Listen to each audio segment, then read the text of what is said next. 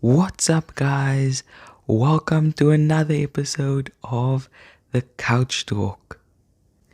It was a jam packed weekend with sports, so let's get straight into it. Check it out! Let's start with the title race in the Premier League. Manchester City got a big win away at Southampton. And I say big win because they, even in their best seasons, they've either failed to win at Southampton or they just about got a victory. So that's a big win because that could have been one of those, banana peels that for City. And yeah, I just think that that's a big win, especially away at Southampton, who are fighting relegation at the moment. So yeah, Man City big win, but Arsenal couldn't follow that up with a win as well. They went to Anfield and they haven't won there since 2012, but they took a 2-0 lead and I think they were cruising. They were in control of the game until about the 35th minute. And Salah got one back just before halftime. And it just had to be Roberto Firmino in his last season at Liverpool against his favourite. He always scores against Arsenal. So, yeah, he had to equalise in front of the Kop. And it ended up being a 2-2 draw. But the big talking point was, if you haven't seen it by now, the referee, the official, actually, the linesman, elbowing Robbo. Like, that's not on, man. Like, I don't care what the player does or what happens. You're not allowed to do that. So yeah, that's a big talking point. What will happen now? I'm not sure. Mitrovic got an 8-match ban for shoving the referee. So surely this has to apply as well. Yeah, well, we'll have to wait and see on that one. But I just think that the refereeing in the Premier League has been so poor, especially this weekend. And talking about poor refereeing, Brighton went 2-1 down to Spurs, but they were blatantly robbed out of that game. For me, they had a clear goal in Matoma.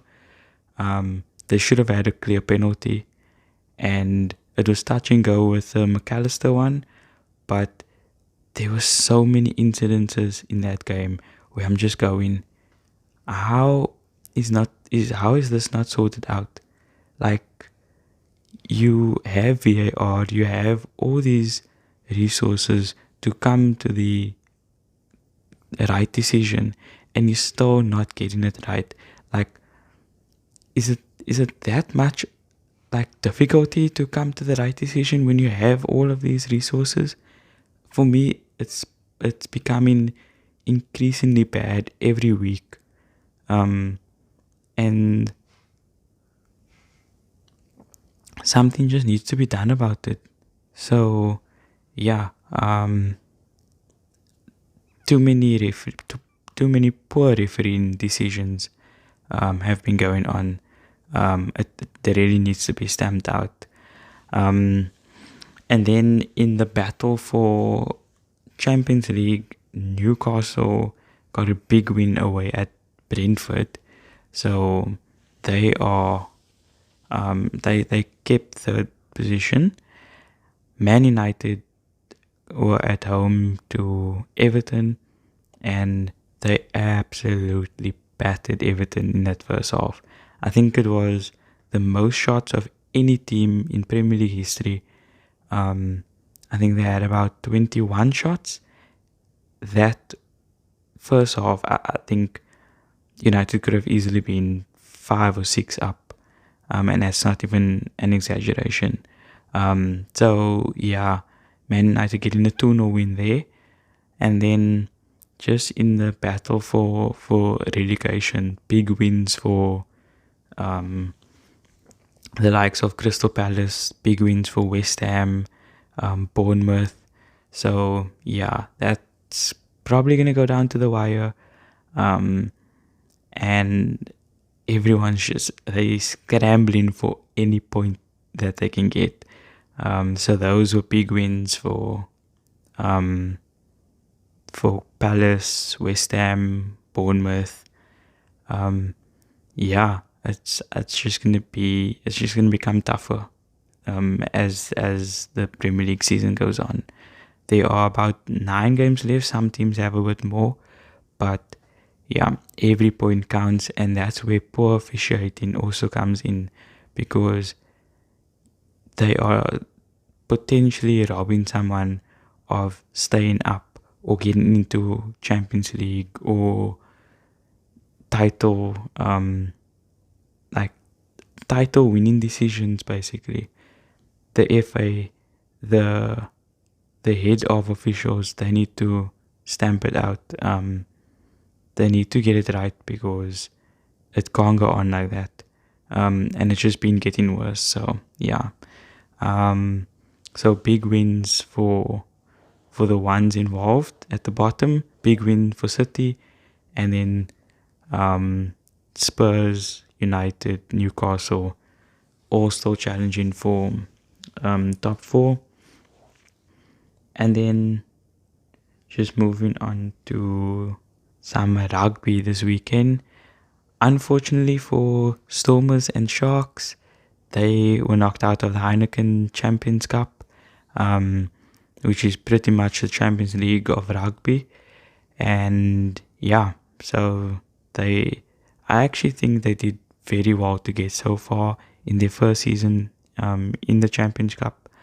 And yeah, I just think they can go like from strength to strength from there. Quarterfinals, and they're not playing like average teams. These are really good teams that they're playing against. So yeah, big wins for those teams who are now in the semi-finals. But the South African teams will turn their attention back to URC this weekend, and yeah, it's basically fighting for places to get into the top 8, to get into that quarterfinal place. And yeah, so we are in for exciting rugby, especially this coming weekend onwards. And then the Super Rugby as well. There weren't a lot of teams involved. It was week 7 of the Super Rugby. There weren't a lot of teams involved, but Crusaders got a win over Moana Pacifica. Reds went down 52-24 to the Brumbies in an All-Australian derby. And then the Highlanders went down 29-14 to the Hurricanes. Highlanders haven't been starting the season off well. I mean, we are already 7 weeks into the Super Rugby, and they haven't done really well so far. So they need to pull up a few wins. And then the Blues beat the Rebels 54-17. So those are the only 4 games in the Super Rugby. And then the moment of the weekend for me, I know we had Premier League, we had Super Rugby, we had Heineken Champions Cup and all of those things. But the moment of the weekend for me was Rinku Singh for Kolkata Knight Riders. What a match-winning innings that was. So in the end, Kolkata needed 28 runs or 5 balls, which meant he needed to hit 5 sixes to win the game. And didn't he do it in style? that was, for me, I don't think I've ever seen anything like it in a cricket match before. I think the closest thing was Carlos Brathwaite in the T20 World Cup final against Stokes. I think that was the closest one. I think they needed 24 off the last over, and he took Stokes apart in that one. But I just missed Ian Bishop on the commentary, because remember he said, Carlos Brathwaite, remember the name. We didn't have that for Rinku Singh. So, Rinku Singh, remember the name. Yeah. So, yeah, that was, for me, that was the moment of the weekend. But also, let's give a special mention to Rashid Khan, who actually brought them back into the game. He took a hat-trick, and I feel like everyone's just forgotten about that now at the moment, because of that match-winning knock. But yeah, I feel for the bowler. But yeah, I mean, these things happen. It's cricket. It's just one of those days, I guess. But I thought that was actually insane. And so we've come to the end of another episode of the Couch Talk. If you have made it this far, please like, subscribe, and turn on your post notifications for more videos. Don't miss out. And I'll see you on the flip side.